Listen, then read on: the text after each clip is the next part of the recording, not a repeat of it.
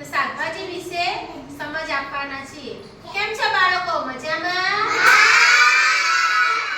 જય શ્રી કૃષ્ણ. બધાને રક્ષાબંધનમાં મજા આવી ગઈ હતી? રાખડી બાંધી હતી ને ભાઈને?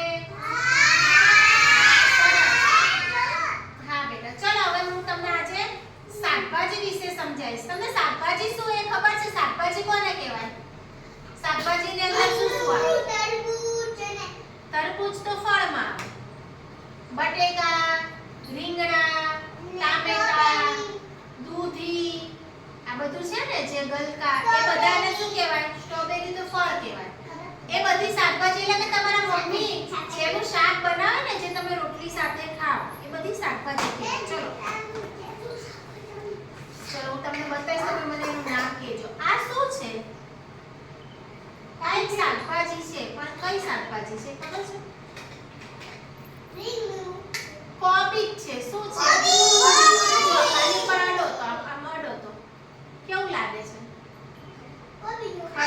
ખડબચડું લાગે, ઊંચું નીચું એવું લાગે. હા ને, આ કોબીજ છે.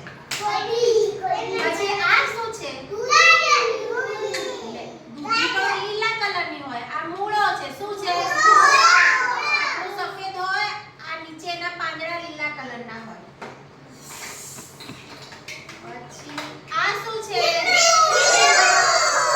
બધાને ખબર, રીંગણ બધાએ ખાધું છે ને?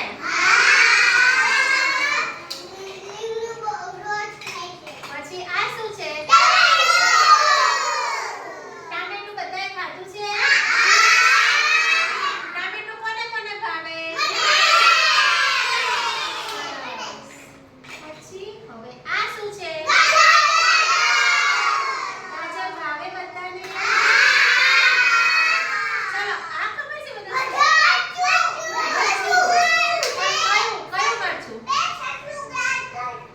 હા, સસલું ગાજર ખાય. આપણે ગાજર ખાઈએ. આ કયું મરચું છે ખબર છે?